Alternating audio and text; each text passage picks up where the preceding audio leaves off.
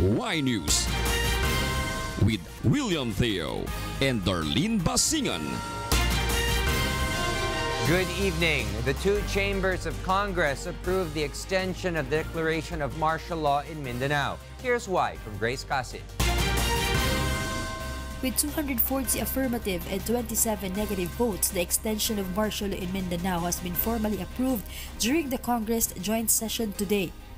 During the session, some senators and Mindanao lawmakers opposed and questioned the legality of the proposed extension for another year.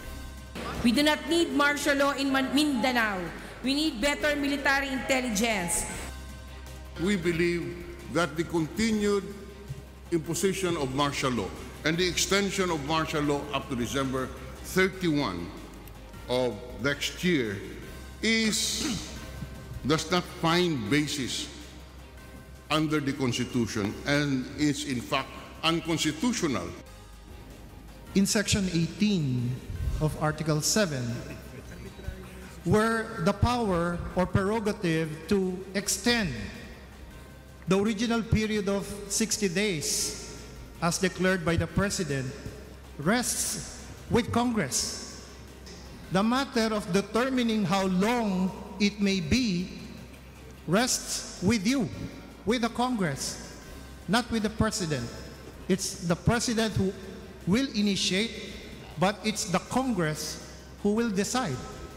However, Executive Secretary Salvador Medialdea and Martial Law Administrator Defense Secretary Delfin Lorenzana both explained that the government should not waste time, claiming that the enemies are moving fast. Despite the death of Hapilon and the Maute brothers, the known leaders of the Daesh-inspired Da'al-Watul Islamiyah, Waliyatul Masrik, or the DIWM, remnants of their groups have continued to rebuild their organization through recruitment and training of new members and fighters, and conduct financial and logistical buildup in central Mindanao in preparation for a new wave of attacks.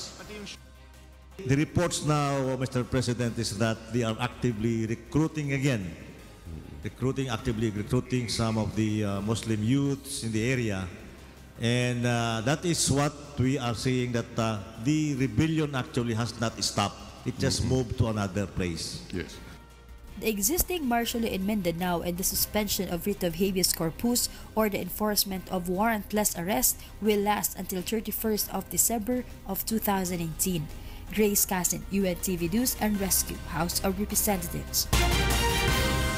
Meanwhile, Malacanang welcomes the immediate approval of Congress of the request of President Rodrigo Duterte to extend the declaration of martial law in Mindanao for another year.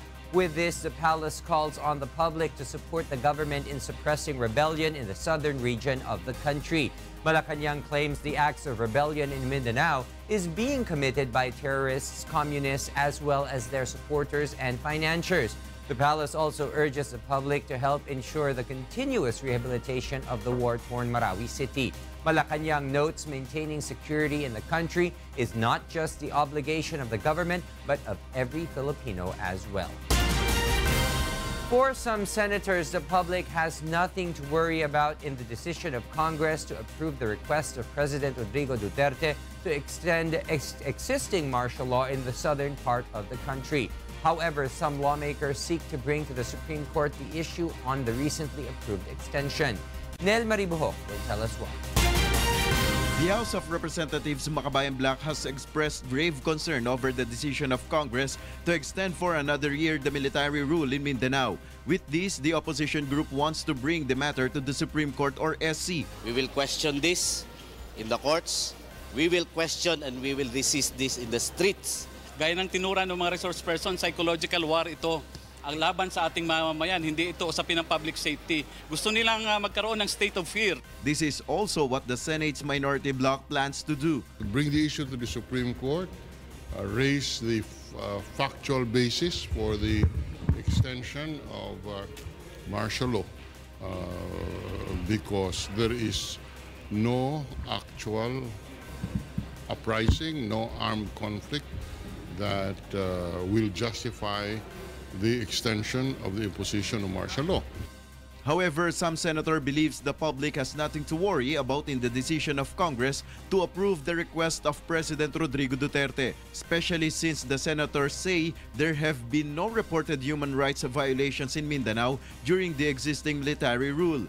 In a way, it's a blessing in disguise. Kasi nga, yung consciousness, yung awareness ng mga tao na mayroong martial law, nakatuon yung paningin natin, yung attention natin sa security forces natin. So mas makakabawas pa nga sa mga possible abuses. Where have been the abuses? Where have been the confirmed abuses? We asked for a briefing sa CHR. There have been no confirmed abuses.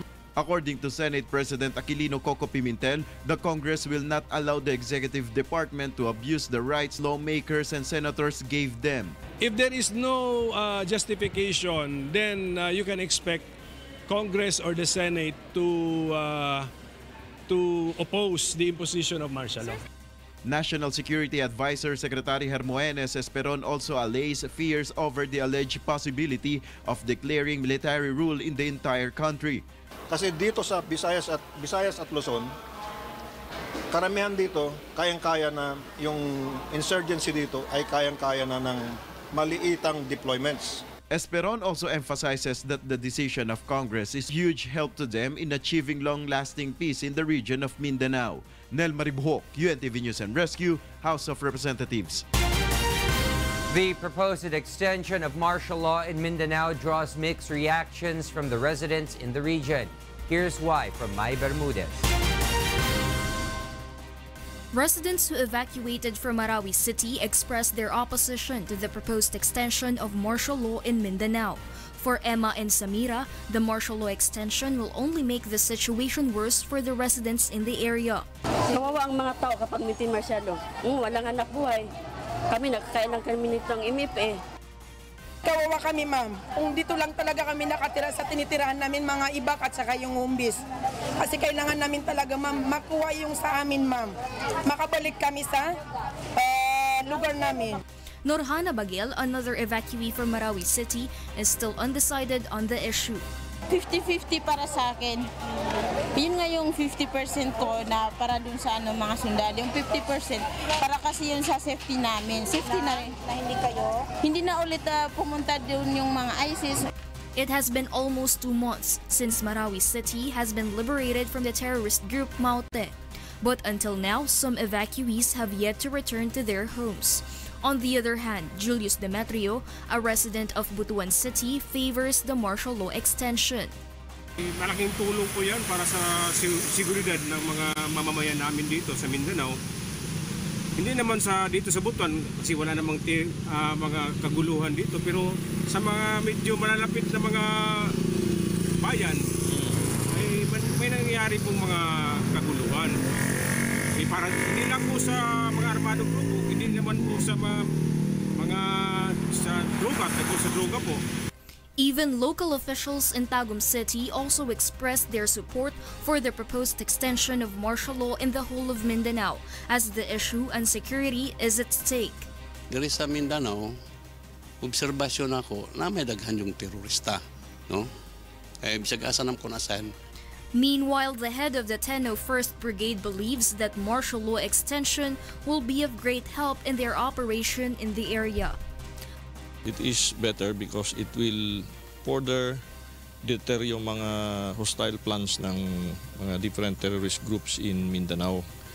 And ang isang magandang doon na maibigay sa amin is yung mas lalo po nating ma-enhance yung security posture ng lahat ng mga security forces. Mai Bermudez, UNTV News and Rescue, Philippines. Rehabilitation efforts in Marawi City will be fast-tracked now that the extension of the implementation of martial law has been approved today. Martial Law Administrator and Defense Secretary Delphine Lorenzana said their original recommendation for the extension was 6 months. That is why they are delighted now that the 1-year extension has been approved for them to put an end to terrorism in Mindanao. Even AFP spokesperson Marine Colonel Edgar Arevalo vows to perform their mandate to end the rebellion prevailing in the southern part of the country. The PNP, meanwhile, is ready to support the military in implementing the martial rule in the region, which is extended until the 31st of December 2018. We will support the military.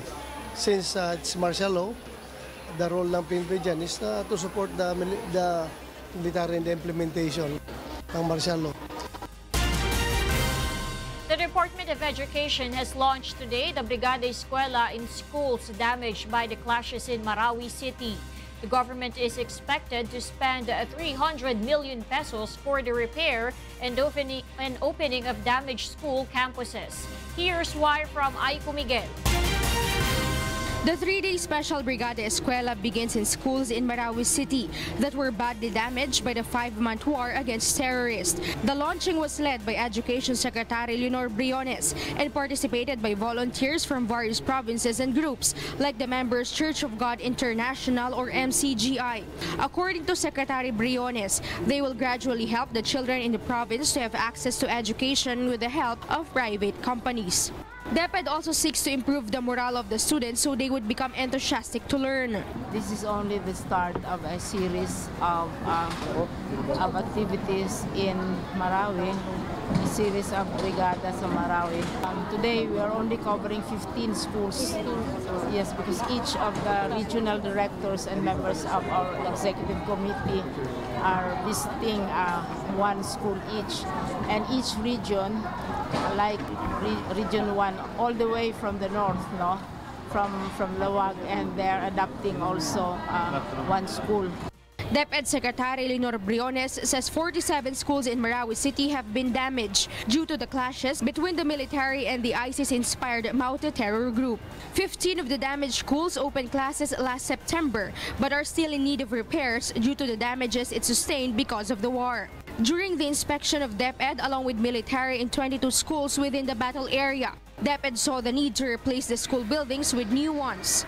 The total repair of all the 47 schools is more or less about 300 million pesos. We have 22 schools inside the main battle area. Of the 22 schools, assuming that everything, all of them are heavily damaged and it would be needing a reconstruction, new buildings, including the supply of textbooks and the supply of computer laboratories, everything. It will, we will need to have about 1.16 billion pesos. Education officials first visited the Amay Pakpak Central Elementary School that previously had 5,000 students. However, only 500 students go back to school when it resumed classes last October. May mga bata kaming na-track na not in school. So far, na-track namin more or less almost 1,000. Still, we are encouraging our IDPs learners to come in school. Kasi accordingly, kahit ngayong December, we are accepting them, yung magta-transfer. Kasi panahon din nung pagbabalik ng mga IDPs from other places, bumabalik dito sa Marawi City.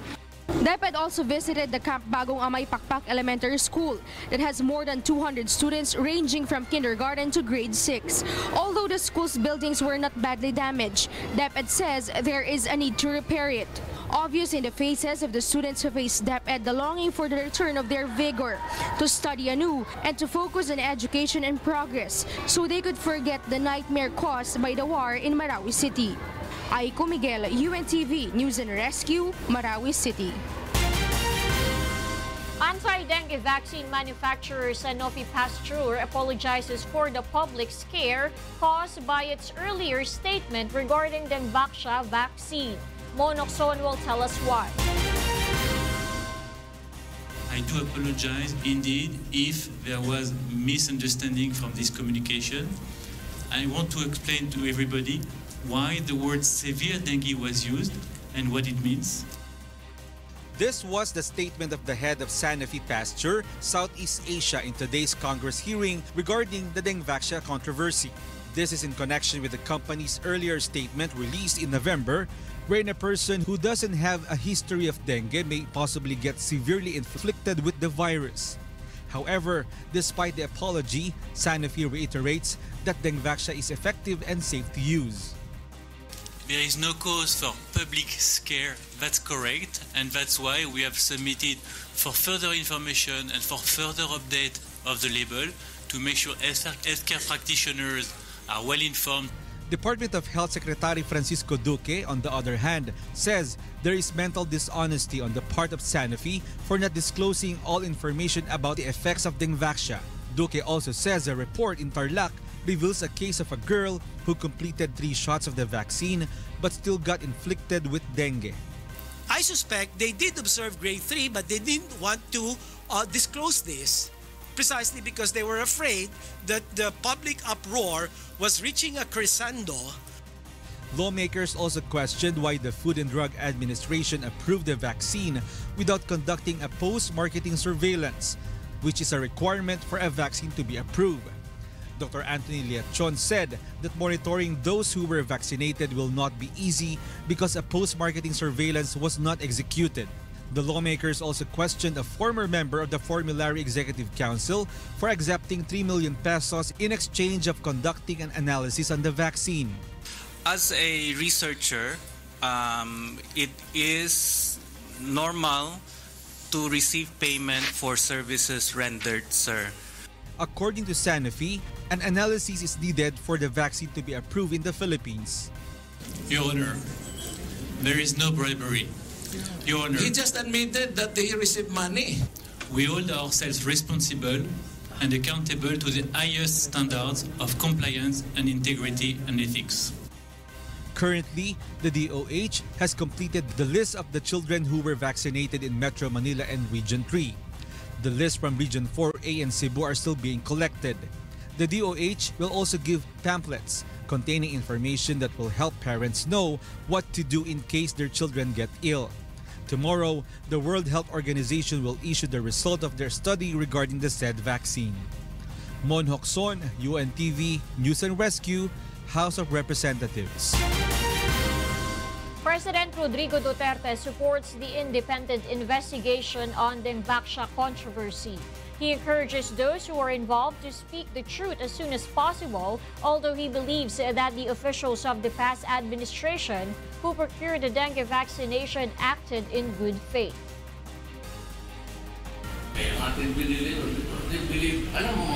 It's good faith. If you really think in good faith that you are doing the right thing, nobody can question you except your country. Meanwhile, former Metropolitan Manila Development Authority or MMDA Chairman and now Marikina 1st District Representative Congressman Bayani Fernando opposes the plan of traffic authorities to ban motorcycles along EDSA. However, the lawmaker notes the MMDA should consider motorcycles as four-wheeled vehicles that have no own lane. Now, giving them another lane of a very limited 5-lane of EDSA, you give 1 lane to the motorcyclist. Wow, that's so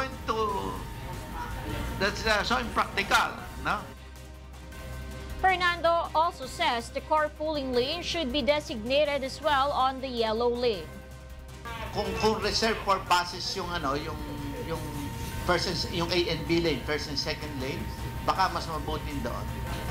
Mas lighter dapat ang traffic doon eh. Ay, hanggang 7 Next on Y News. President Rodrigo Duterte to extend the tour of service of PNP Chief Ronald De La Rosa. Meanwhile, the president announces to appoint De La Rosa as the next Bucor chief after he retires next year. And Ecoways Coalition reminds the public anew to exercise caution in buying toys due to health safety concerns. Y News will be right back.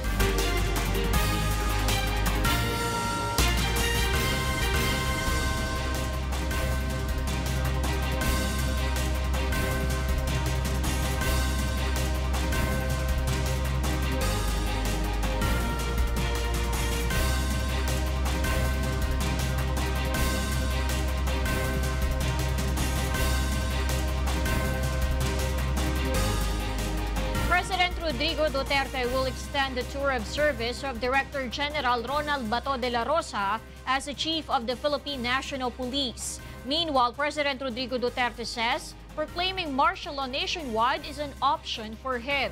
Rosalie Cos is in Manila to tell us why live. Yes, Rosalie, go ahead. Good evening, Darlene. President Rodrigo Duterte wants Director General Ronald Bato de la Rosa to stay in office 2 to 3 months after his scheduled mandatory retirement on January 21, 2018. He wants General Bato to do more about the problems of terrorism, illegal drugs, and criminalities in Mindanao. He made a statement during a press conference in Taguig City this evening. I have that discretion to stand even beyond retirement age. Marami pa kasi akong gawin. I want to do some things in Mindanao of utmost importance, and I need to extend the tour of duty of General de la Rosa to something like 2 to 3 months.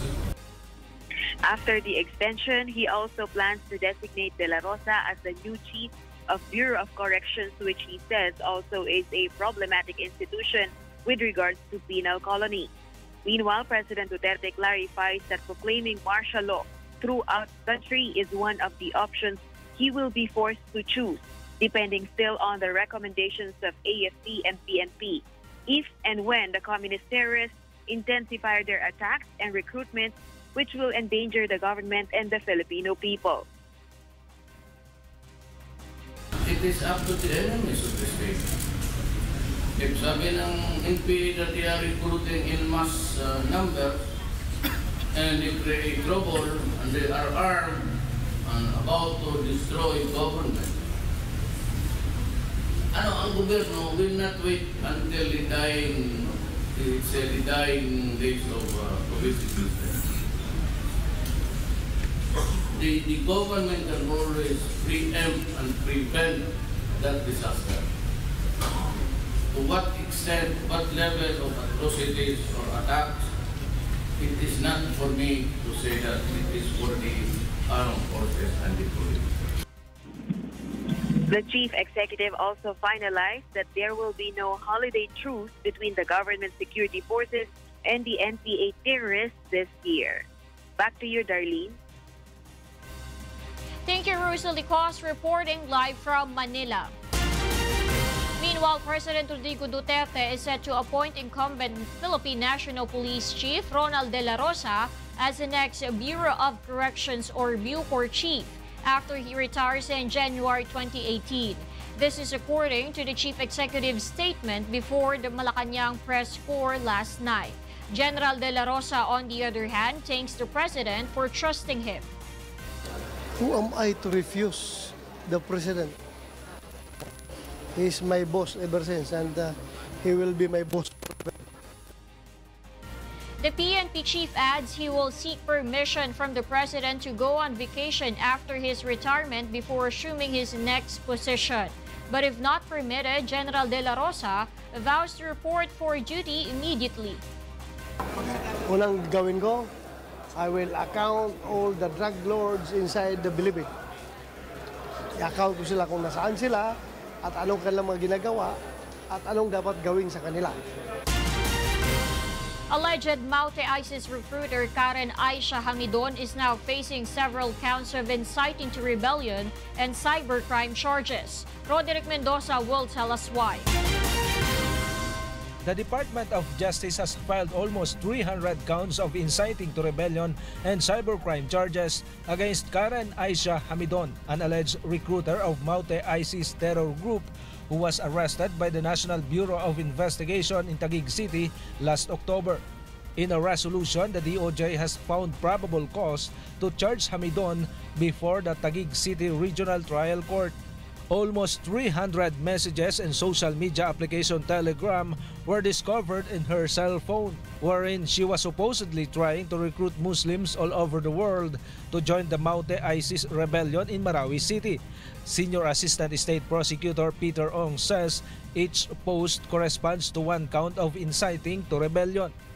Kung ang taong in-incite ni Karen ay in fact pumunta sa Marawi at nag-commit ng rebellion, si Karen now will be liable as a principal by inducement.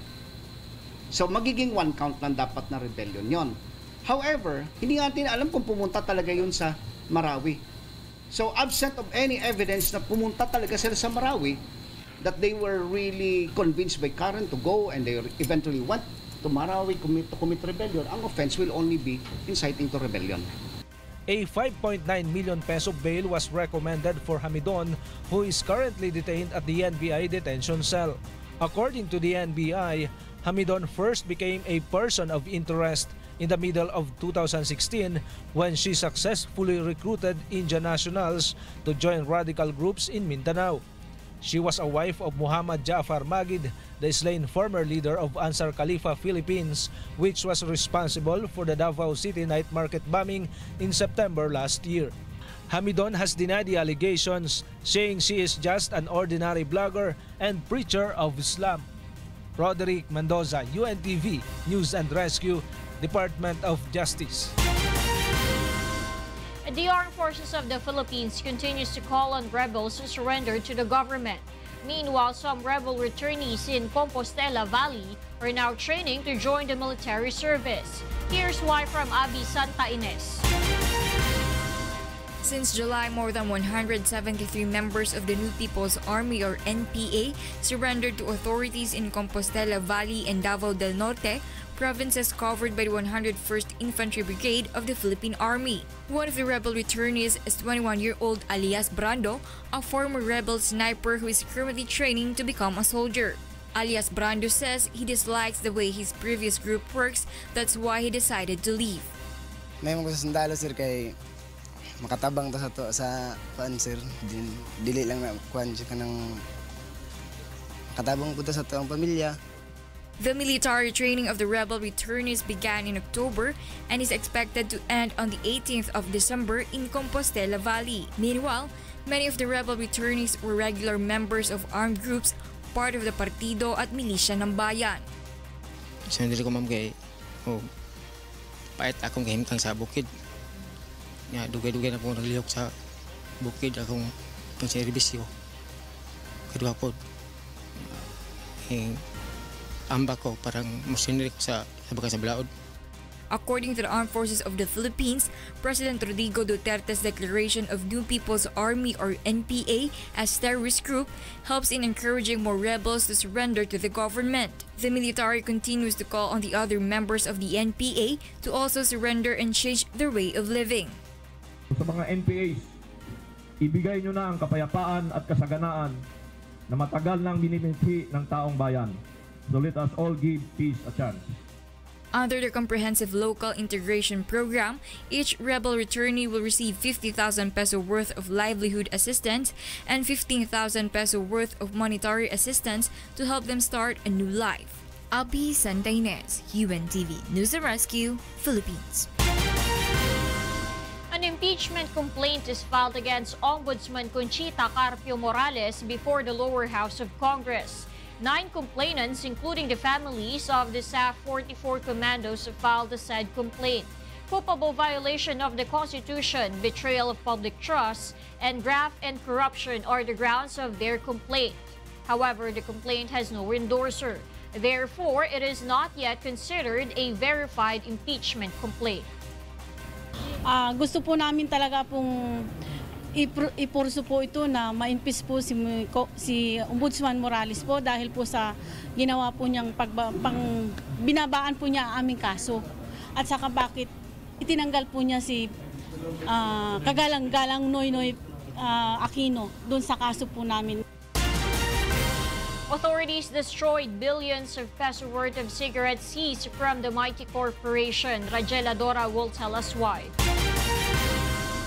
Authorities began to destroy yesterday the tons of cigarettes confiscated by the Bureau of Customs or BOC from the warehouse of the mighty corporation in Bulacan and Pampanga last March. Finance Secretary Carlos Dominguez III led the destruction process at the processing plant of the Holcim Cement in Norzagaray, Bulacan. They destroyed 29,439 master cases or an equivalent of 115 million packets of cigarettes with fake tax stamps. Under the law, if there are products to be destroyed, our revenue agencies are very active and are looking for people who don't pay the right tax. According to the finance chief, they decided to do the destruction at Holcim Cement's plant as it uses geocycle technology that reduces gas emission and land and water pollution. The Bureau of Internal Revenue or BIR meanwhile reminds companies to pay proper taxes to avoid suffering the same fate as the mighty corporation. Kung gagawin nyo na mag-fake kayo ng stamps, ito yung mangyayari sa inyo. Authorities first conducted the process of destroying the seized cigarettes in Davao City last month. Roger Ladora, UNTV News and Rescue, Philippines. In other news, habal-habal and former angkas drivers seem to have no interest in the job fair set up by LTFRB and the Labor Department today. Here's why from Joanne Nano. A total of 47 companies including Grab, UHOP, various customer service companies and manpower agencies joined the job fair today organized by the Land Transportation Franchising and Regulatory Board and the Department of Labor and Employment for habal-habal and former angkas drivers. However, the target sector seems to have not interest in the opportunities offered by the said companies. What they want is to allow them to return to their previous operations. Rod Taguban said he earned enough for his family's needs when he was still working as an angkas driver. Rod used to earn up to 13,000 pesos a month when he was still working as an assistant pharmacist. When he started as an angkas driver, his income increased to around 60,000 pesos a month by just driving. Doon po kasi sa angkas, hawak mo po yung oras mo eh. Wala kang boss. Walang nagmamando sa'yo. Sana po may sa batas po yung ganito kasi malaking tulong po to sa mga commuter, sa mga angkas po. Rod is among the 15,000 members of the motorcycle ride-hailing angkas, which the LTFRB suspended operation last November 9. But the LTFRB says the job fair aims to help them find an alternative source of income. Ito na yung best effort ng government para doon sa mga displaced angkas at habal-habal who would like to get a job na legal na livelihood. Hinihingi nila kahapon, pabigyan sana sila ngayong Pasko. But after Christmas, what happens? Balik na naman, magpapatintero na naman tayo sa daanan. LTFRB appeals to the habal-habal and former angkas drivers to cooperate with the policies of the government while Congress is still studying possible amendments in the law that will consider motorcycles to operate as public transportation. Kung hahayaan namin ho kayong patuloy, we are not helping you. Let us go through a positive effort. What we are going through now, medyo may suffering ng konti, but there will be a light at the end of this, and that is where Congress comes in. Joanne Nano, UNTV News and Rescue, Quezon City. The Eco-Waste Coalition has warned the public anew to always take caution in buying toys. The group also calls for the immediate implementation of Republic Act number 10620 or the Toy and Game Safety Labeling Act. Abby Santa Ines will tell us why. Rather than being stingy, Rachel and Daniel have always taken safety as the #1 priority whenever they buy toys for their children. Makikita mo naman siya pag makulay, mabaho eh. Daw bumibili ng ganun eh. At saka pag mga ganito, hindi siya, yung mga laruan na hindi ko talaga bumibili na maliliit. Yung mga malalambot pag sa baby, ganun. Syempre. Kasi pag minsan, lalo na pag ayoko ng pellet gun kasi lalo na malikot siya. Baka makasakit siya. For the Eco-Waste Coalition, the health and safety of children should always be considered in buying and selling toys. Whether mura man yan or mahal, mahalaga yung mga palatandaan para makasiguro tayo na ligtas yung produktong bibilhin nila. At ang isa dyan nga ay dapat kumpleto yung labeling requirements na naaayon dito sa ating batas. The group once again reminds the public to always check if the toy is appropriate for a child's age. The product is lead-free. The toy is durable. There is no small parts that a child might swallow. The toy has tags and is registered. The toy is not made of PVC. The toy does not exceed 12 inches in length. And the toy has no sharp parts that can harm a child. The group also calls on the implementation of Republic Act No. 10620 or the Toy and Game Safety Law, which was signed by former President Benigno Aquino III in 2013. Dapat ay mas magiging matingkad, mas magiging agresibo yung mga implementors nitong batas na to ay hanggang ngayon hindi pa napipinal yung implementing rules and regulation. RA 10620 guarantees that packages of toys have pertinent information of the toy, the materials used in its production, and its manufacturer. Abi Sandaines, UNTV, News and Rescue, Quezon City. Concerned government agencies have prepositioned themselves as Tropical Depression Urduja starts to be felt in the Philippine area of responsibility. Mon Hokson, tell us why. Preparations are now underway as concerned government agencies get on alert for Tropical Depression Urduja. The National Disaster Risk Reduction and Management Council or NDRRMC has raised its alert status to blue in its central and regional offices.